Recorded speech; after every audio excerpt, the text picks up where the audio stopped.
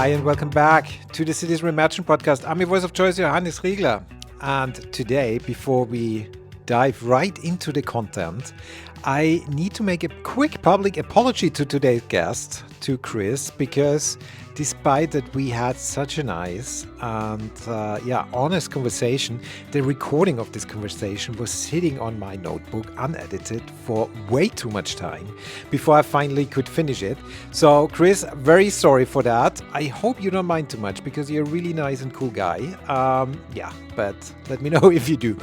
Anyway, I'm happy that you tuned in once more. Today we will have probably one of the most intimate conversations so far on Cities Reimagined. I have Kristijan Radojcic on the show, and we talked about his upbringing in Slovenia, how everything in his life shaped after that, how he moved to Paris, what Starbucks and 16 square meter apartment house to do that. So if you're looking for a mix of urban insight and personality, this one is really for you. I would also love to hear from you, especially what kind of episodes you're interested in. Is it a more personal one, like the one today? Or are you looking for more urban theory? Feel free to send me an email at johannes@troposin.city or get connected on LinkedIn. But yeah, enough for today's monologue. Here's my conversation with Kristijan Radojcic, which we recorded in a very weird hotel room.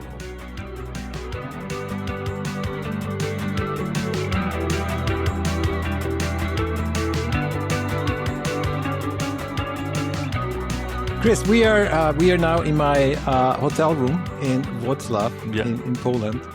It's the hotel is called Zoo, and there's a lot going on here in the hotel room. There's a monkey, there's a parrot wallpaper, and a reptile tapestry. So I think the hotel, they thought when they installed everything, they thought like more is more. Yeah. But anyway, that is not why we're here. Yeah. Why are we in Wroclaw? Why are we in Wroclaw? We have URBACT City Festival. It's a 5th edition, and it's actually the gathering of European cities, and we are showcasing 160 good practices that we selected, actually awarded good practices from about 97 cities. I think it's 97. We made a marketplace of those good practices in this great venue, Centennial Hall. Yeah, I just learned few facts about that venue. Is that today URBACT had a festival, but let's say around 70 years ago Hitler had a speech.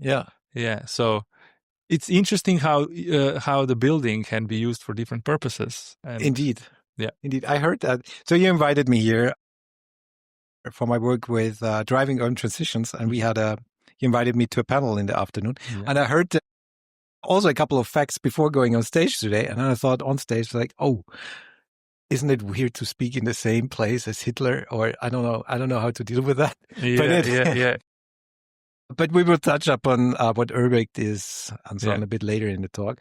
But tell me a little bit. We actually grew up in the same neighborhood of Europe. I grew up in Klagenfurt in the south of Austria, and you grew up in Ljubljana in Slovenia. Mm-hmm. And our countries have a bit of a difficult past, and there's some high mountains in between, which are kind of a barrier or a border. I mean, they're a physical border between the two countries. How was it like to grow up in Slovenia and in Ljubljana in the 80s or 90s? 80s and 90s, yeah. I mean, So, I'm 84. I had this... You were born in 84. Yeah, indeed. Yeah, thanks for correcting me. I was born in 84. So those first stages, the first periods, I was, born in Ljubljana in a neighborhood, which was very modern. So it was new housing and with a lot of facilities around it. So probably this is also the architecture and urban planning style of that era.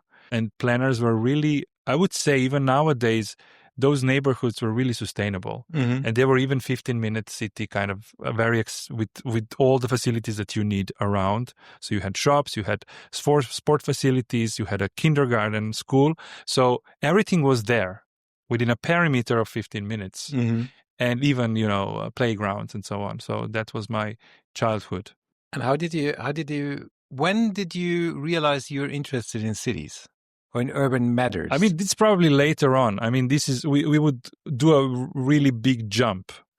Maybe what I would also say how the life was there in Ljubljana is that I was moving a lot from one neighborhood to another. Okay.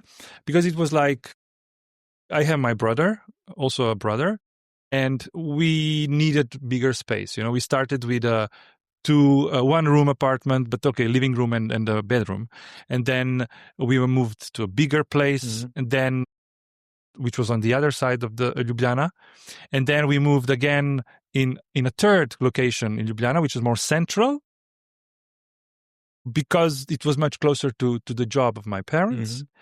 And then there was an ambition to also maybe live in a house. There was this trend in the 90s, going out, urban sprawl.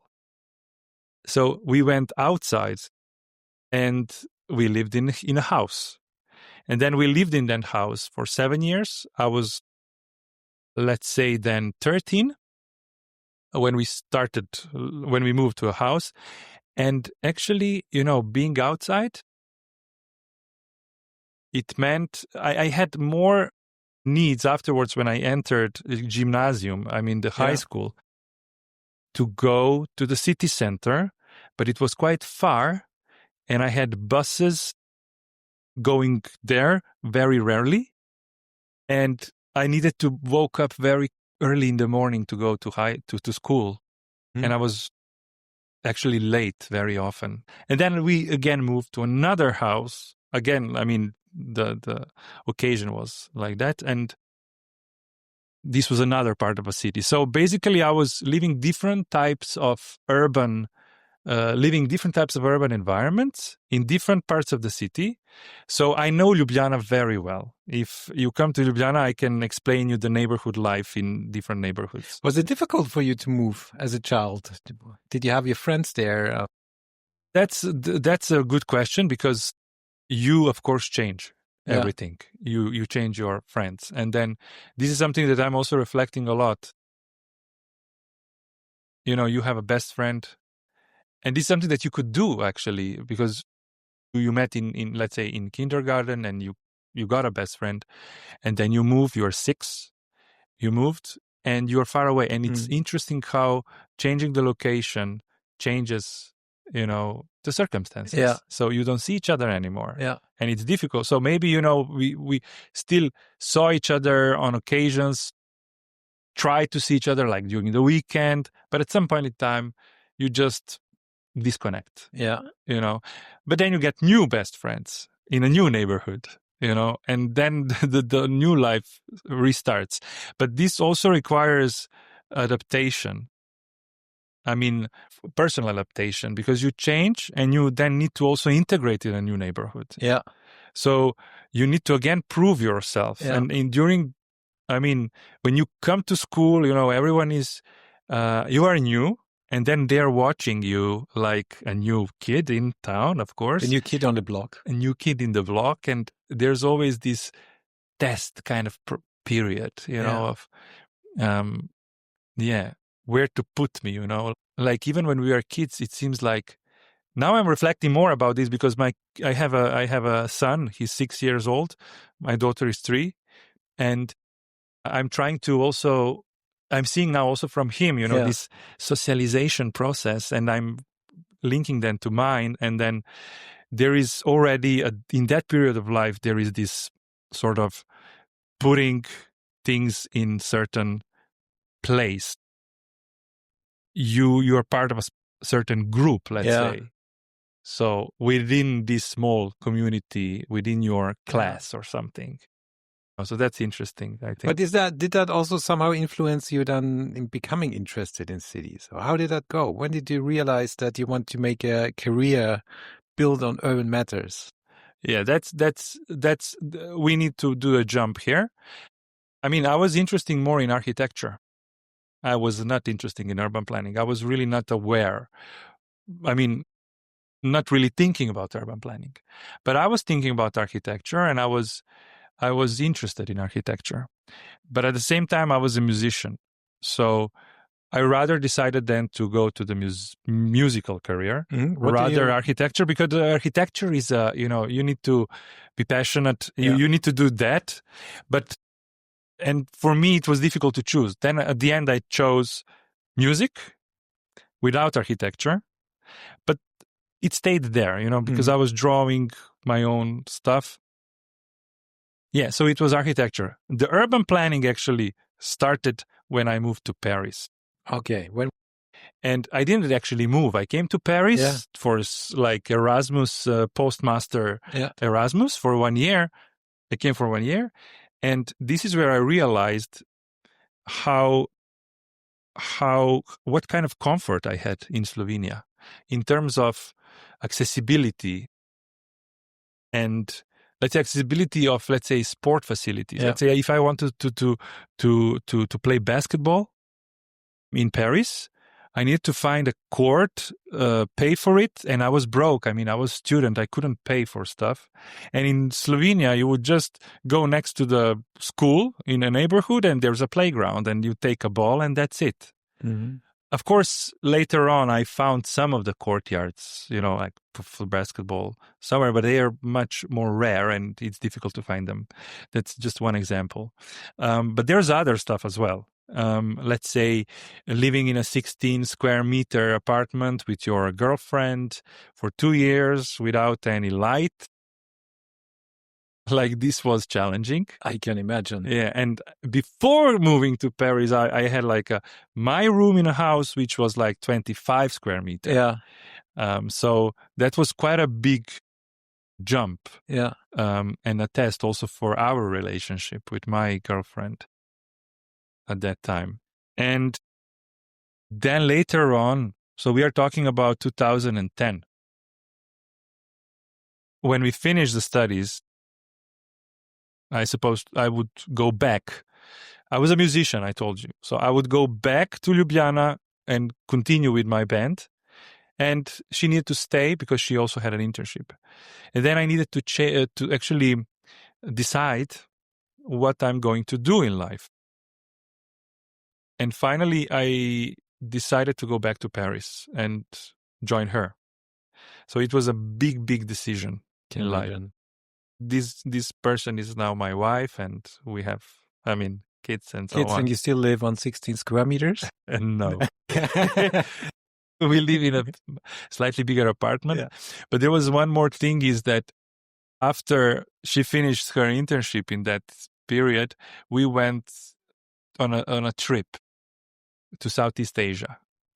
And before that, I was also for 1 year working in Starbucks to save some money. We had this trip planned, and we had enough savings to go to that trip. So we were planning, and it was Vietnam, it was Cambodia, Thailand, Singapore, Kuala Lumpur. Yeah, that's basically it. So it was a lot of cities in Vietnam, and then traveling. We started in Kuala Lumpur, then jumped to Hanoi, going down Vietnam, and then entered Cambodia, going through Cambodia, through Thailand, going down, and then finally ended with Singapore and going back. Amazing. It was amazing trip, backpacks. But on that trip, I realized how urbanization is rapidly, aggressive, actually. Yeah, especially in that area. But of course, in my studies, I was focused on sustainable development. My thesis was about sustainable development and global consciousness, and about actually world system analysis, where I conclude that capitalism and the global capitalism led to huge production of stuff and consumption culture. And where if we want to shift to sustainable development, we need to start with corporations. And the change needs to start within those who made the whole thing. And that was actually my direction for it. Actually, my wife, she was working in a big corporation, actually in Paris, and she became that, let's say, change agent or maker within the big corporation towards like it's sustainable transformation called now in private sector. And I needed to find my own passion. Of course, it was sustainable development.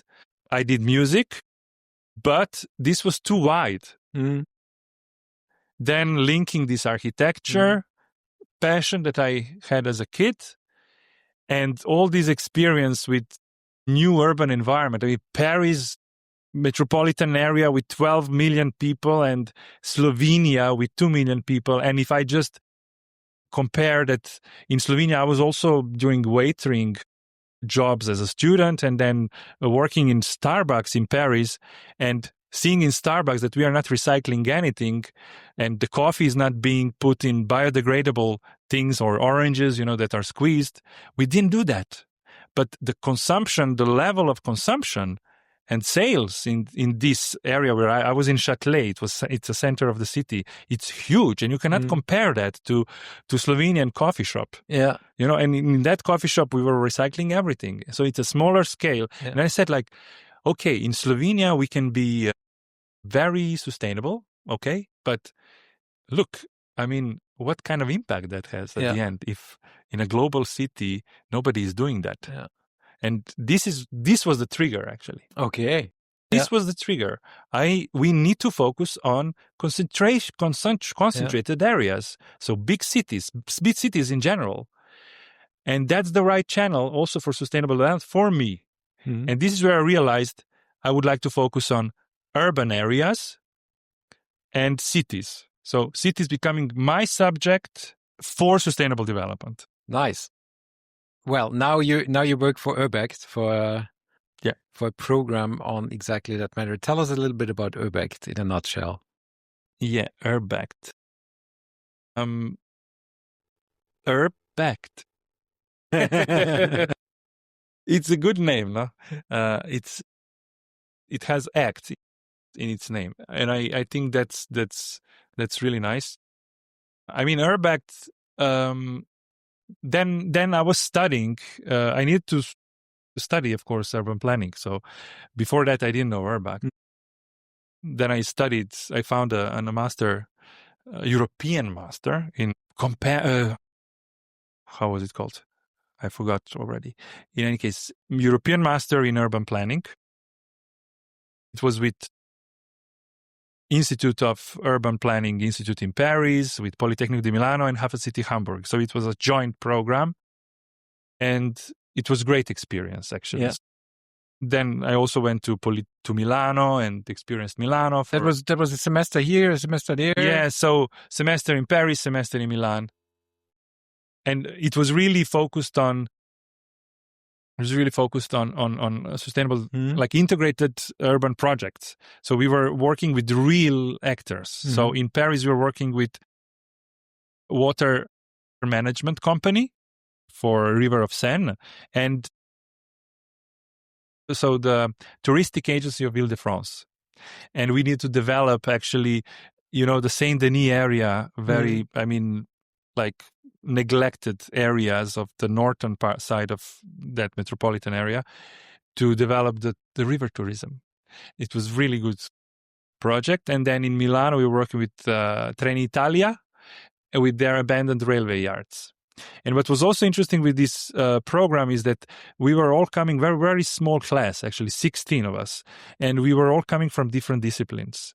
So I was covering basically the social sciences and business, because I was, before that, I mean, again, I didn't tell you the whole story, but I specialized in business management through cultural sciences.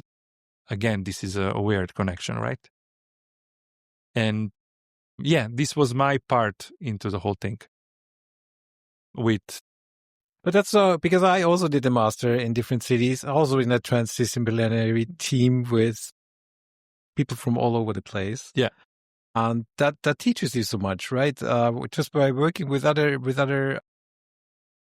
let's say, cultures, disciplinary cultures, but also with people from other places. Yeah. It really prepares you for eventually a job in a program where you need to have this understanding, right? Yeah. So if we link back to URBACT, Actually, after the studies, I wanted to create my own story. So I started building my own startup, let's call it. Mm. And it was sort of an idea of having a collaborative platform for any citizen to be able to propose improvement in the neighborhood. That's what you told me when we prepared for the session. It was funny because you said that we were preparing for the session we had today. Yeah. And I was preparing or talking about the urban doers, so a very grassroots initiatives and what is there to learn for local public administration or EU level. And you told me that was exactly what you had in mind with your startup, and that you walked into the URBACT office or the office of the national contact point at time in Slovenia, and asked for funding or wanted to get to know. It was something like that. I found URBACT, and to me maybe it was more familiar. Okay, I can go to a Slovenian level. There's an info point. I can go and meet a person. So Marko Peterlin was this person. He's still managing this institute of urban planning institute in Slovenia, and I came there to learn if I can actually use URBACT for my startup for putting in place the pilot project, because I already developed the business model, but I needed to then initiate the business project, and I needed to see if I can get some funds for it. And then I saw URBACT, and they were just having a call about action planning networks. So we are talking about 2014, and then in 2015 they started. Then Marko Peterlin told me, URBACT, it's financing cities, but not, those kind of actors. Yeah. So I was a bit of disappointed with that. And actually, this is still in my heart, like where I started, and maybe something that I would like to change in general. So, okay, I then kept, and I said, okay, I will then propose, I will make a pilot project, but maybe I can find cities. So I went and tried to find some cities. I already found 3 cities, I think, that could maybe build a network. Yeah. I think we need 4 cities for that proposal at that time. And I was about to make a project proposal. And those cities, they were okay with like developing, such a collaborative platform for those kind of citizen initiatives. And while doing that, there was a job post on Facebook by URBACT. We are searching for a networking officer. And when I saw the job post, it was like, I saw a job post and I said, well, this is me. I mean, they're searching for you. That's me. Maybe I should apply, and maybe it's a good way. And it was a 3-year contract. And I said, this is perfect.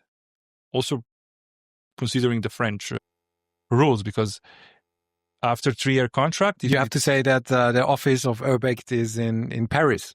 Yeah, it's in Paris. Yeah. And it was in Paris as well, indeed. And I was in Paris. Yeah. So, everything, there was a fit, Things came together for you. They came together, and I saw URBACT as that opportunity, as a way to enter an European program and to learn, and then to, go back and develop further my idea that I have, or maybe it will be devolved and so on, but only for 3 years. Let's say I went for the engagement of 3 years with URBACT, but at the end it's 10 years already. Tell us what URBACT is.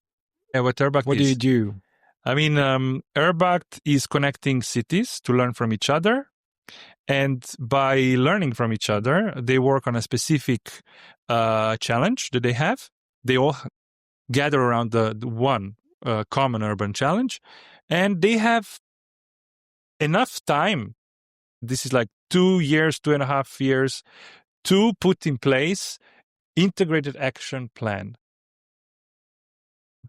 And then they can start implementing it.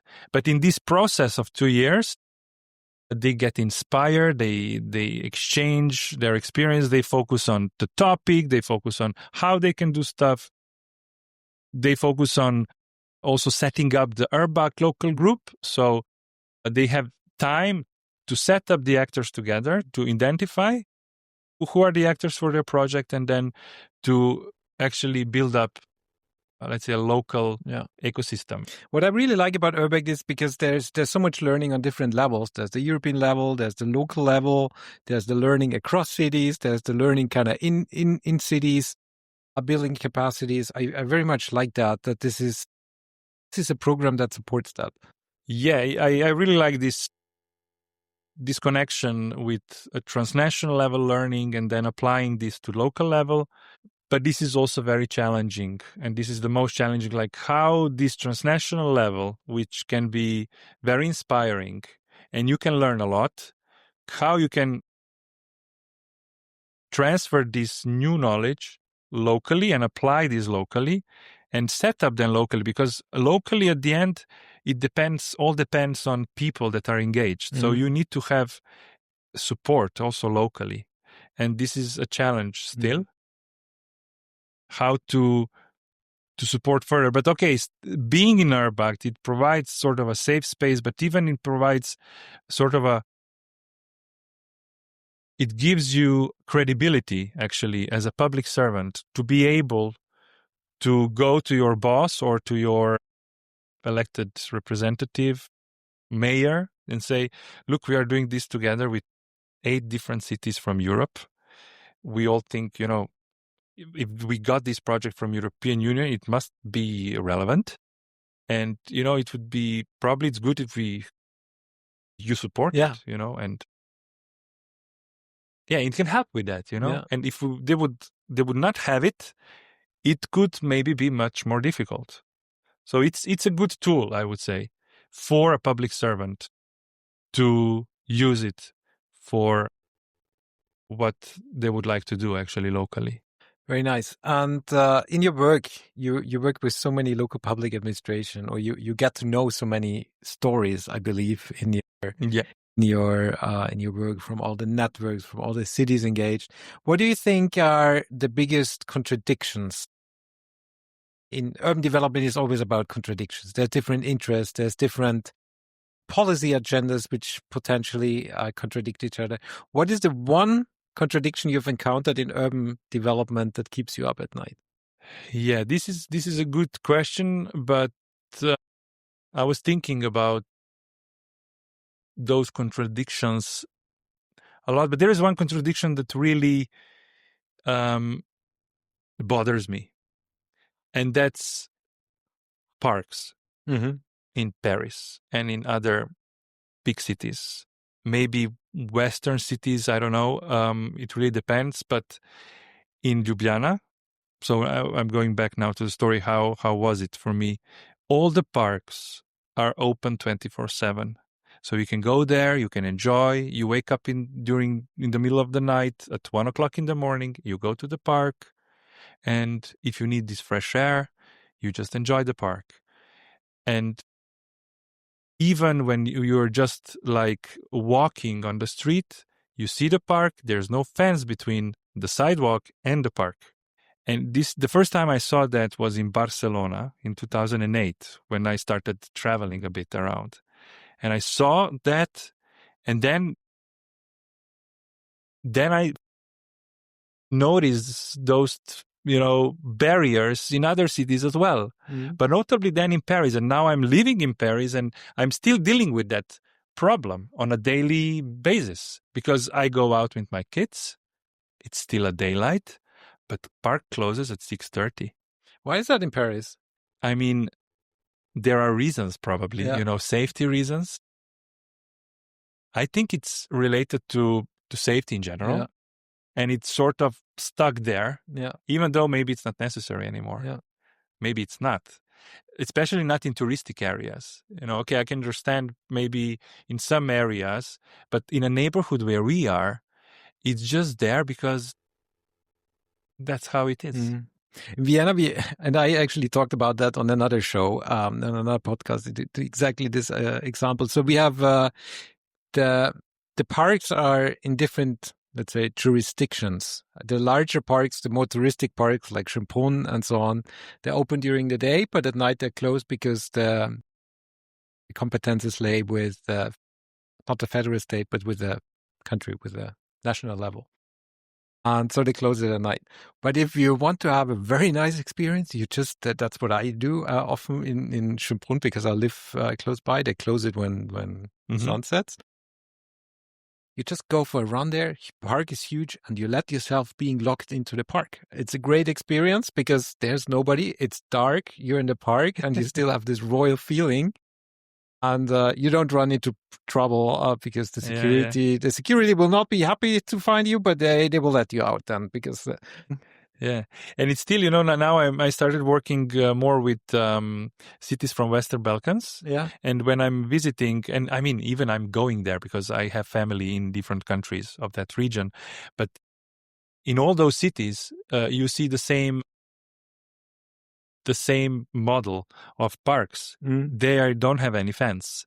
So every city park, all those different neighborhood parks, they are not closed.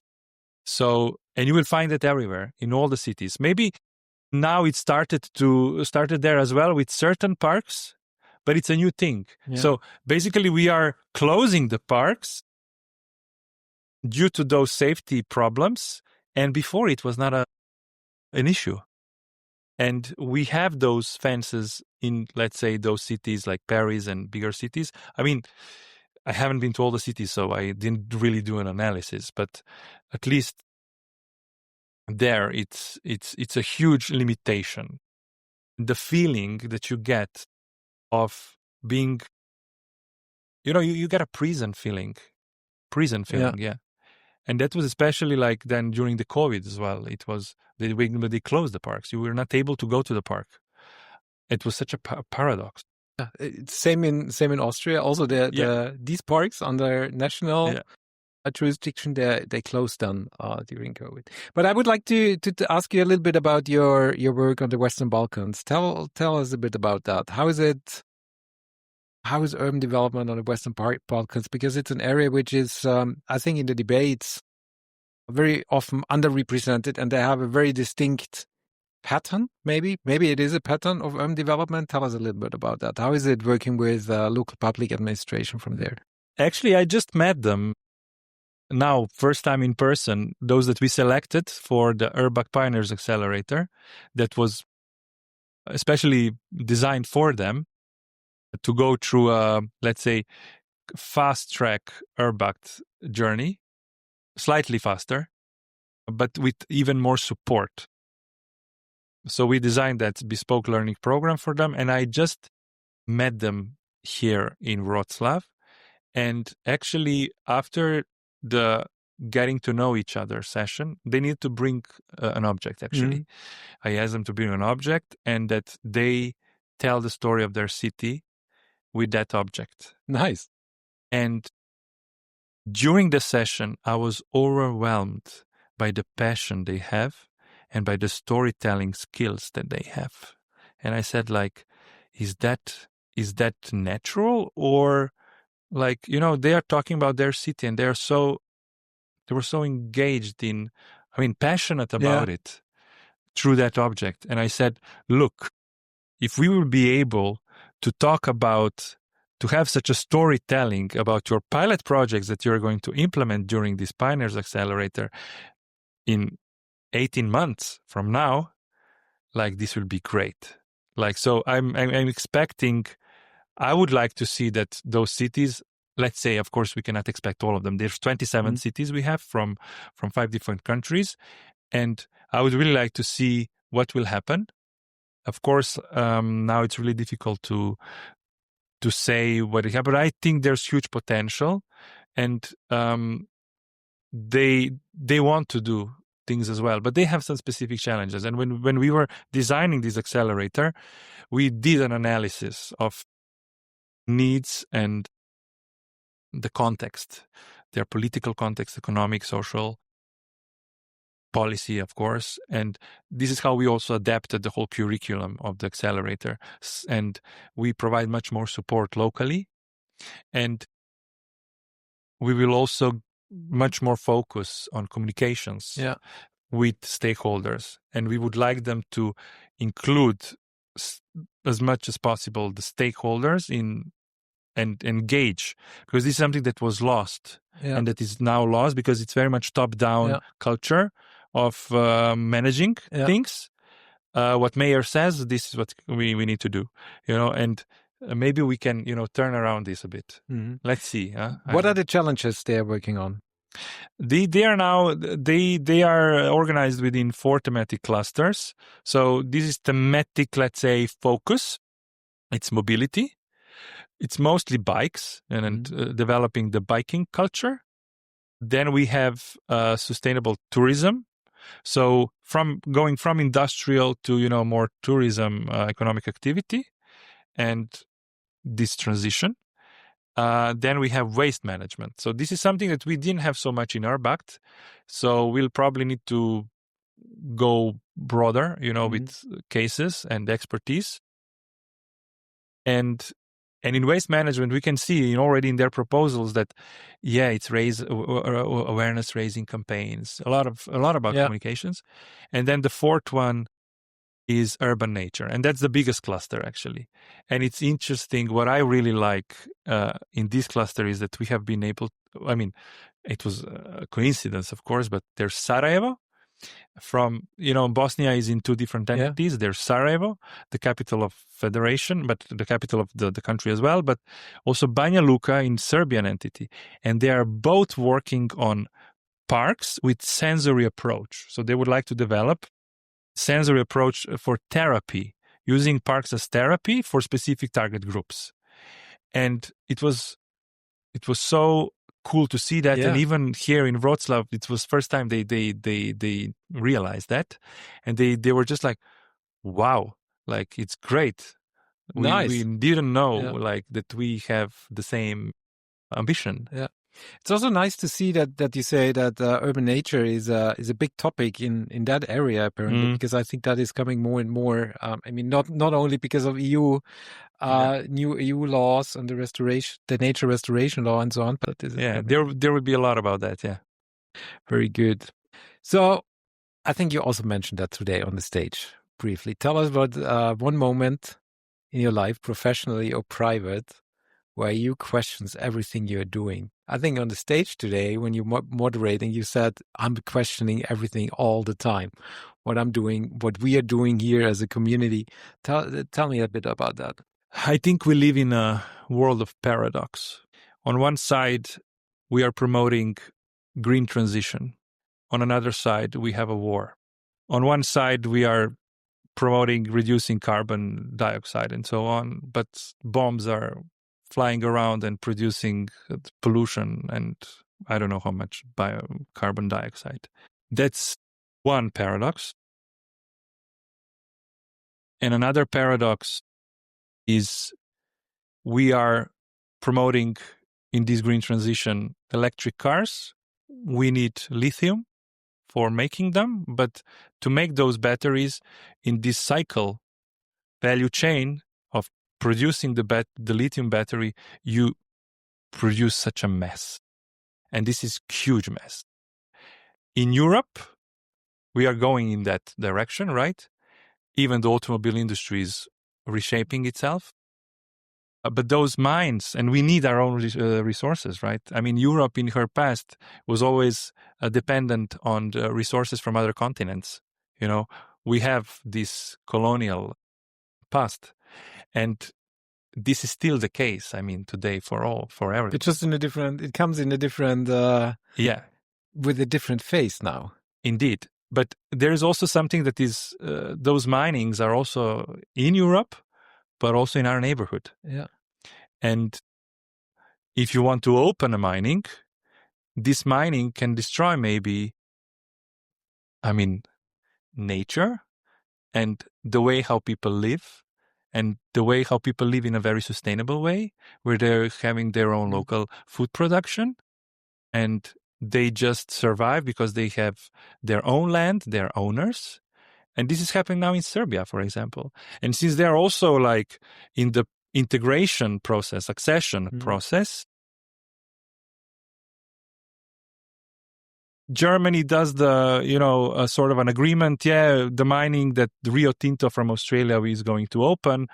Great. Mercedes-Benz will be then the main client to develop, and buy this. It's an not explorative, exploitative mindset, which is just, Indeed. It's just a new topic, but it is the same mindset. And it's not questioned in a way if this is the way we should go. It's just like, this is the way we need to go. And and I'm aware that it's, we cannot just completely change the course of our development, because this is how the whole economic system works.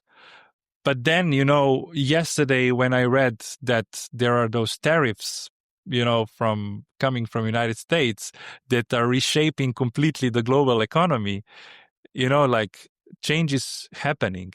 We don't know what this will cause, it's like, how can you know? I mean, nobody's an expert in that, probably.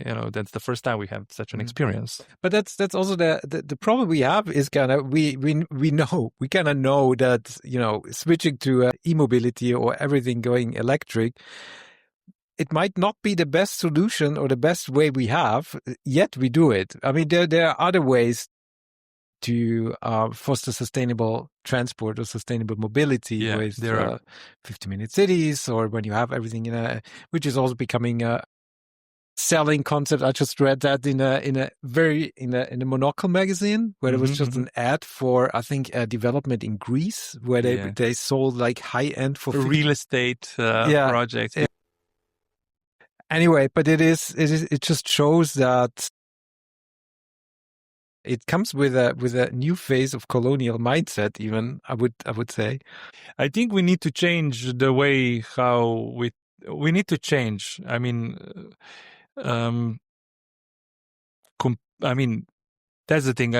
Whatever we are doing, we are just changing the color, but not changing the object and the shape of it. That's what I'm thinking always, and this is what is bothering me actually in my work, because I always try to link that to all the levels of our development. But at the end, what inspires me is what makes me actually optimistic is the things that we don't see in the news. And you're right. That's why we should not read the news anymore, because those news just became a channel for manipulation. Absolutely. Also, you feel if you just follow news, you feel very hopeless at some point. It's like, what am I doing here? I'm just a small cog in this whole wheel. The world turns. But when you're at events, just like here in Wroclaw, when you have like 650, I believe, people from local public administration and municipalities really working hard to make their cities, or having a high ambition to make their cities better place to live and more sustainable, that's really encouraging, because I think everybody you see that from all these cases, from these good practices, that they are working in, let's say, their garden, what they can change. Indeed. And that creates a kind of critical mass among them. Yeah, it's their home, right? Yeah. It's ecos. So it's their surroundings. So I think that's the level we need to think about. Yeah. Our first circle and what is happening in our perimeter around your building where you are situated in that moment, where you live now in this moment. That's something that we should be more proactive in that direction, I think. Nice. All of us. And there's a lot going on there. And this is something to follow, I think, and be inspired from. Yeah. And if let's say we meet again in 10 years at the URBACT City Festival, wherever it's going to be in 2035, in a hotel room, which is like this, more is more, and there's 10 a lot years going older. on. 10 years older, a bit more gray hair, and so on. What would you hope for has fundamentally changed until then, related to urban matters? 10 years, it's quite short for urban planning. Yeah, and yet it is very long when you just look at the news of the last days. Indeed. But like when I get such question, like what is going to happen in 10 years, I tend to look back what happened in the last 10 years. And yeah, I don't want to be pessimistic. I don't want to be pessimistic, but we have more pollution than we have 10 years ago. There's more production than we had 10 years ago. More waste. Is there anything better than 10 years ago? I don't know. I mean, I really need to think about. But okay, there are better things. There are, for sure. I think we need to keep optimism.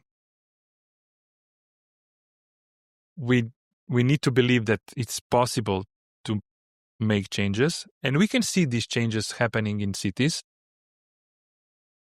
They're becoming better places to live. I think they're becoming less polluted, and we are going to soft modes of transport. We are back to bikes. People are running much more. I think now well-being is becoming much more present and popular than, let's say, a rock and roll culture that was more present in the modern after World War society in 60s and 50s.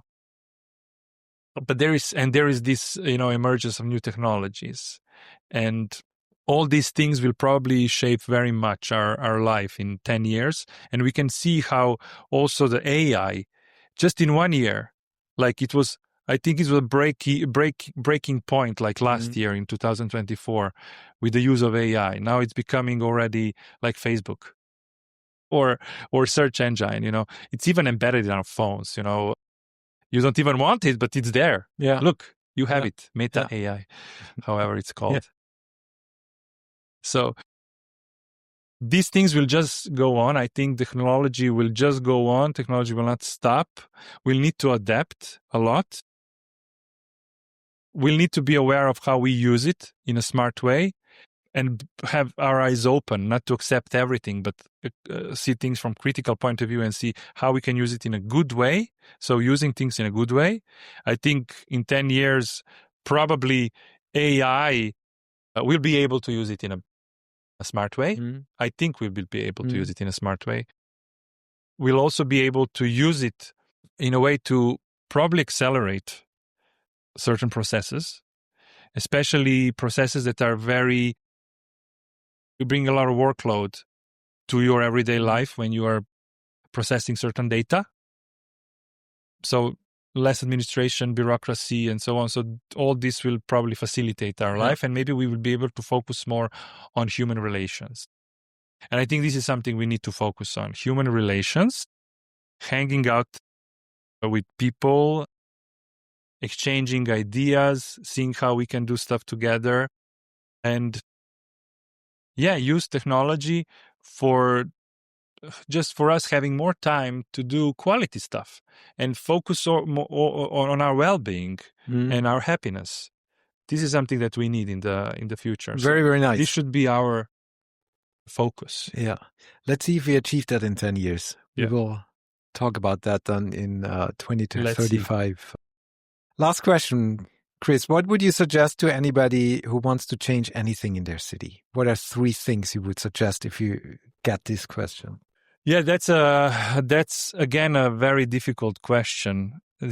I would say take your time, or have more quality time with people you love. I think that's the most important thing. Focus on those things that really can make your life better. So this even means that you become an active part of your neighborhood, where when you go to the bakery, you find a person there and you say hello to this person. You maybe even say, look, what a nice weather we have today, and have exchanges. So taking time for those kind of small talks. We don't have time for this anymore. Yeah. When we go to the metro, or when we, just cross the street, or even see our neighbor next door, we are barely saying hello today. Like even in an elevator, we are silent. We never start a chat talk in an elevator in our neighborhood. That's our neighbor. And maybe I'm taking here also from my childhood and maybe even my wife's building where she grew up, where in her building, in her neighborhood, all the neighbors knew each other. They were all friends. And when there was anniversary, I mean the birthday party, all the neighbors came to the birthday party. They still, like, the best friends are from the same building. But okay, you need those things need also continuity, right?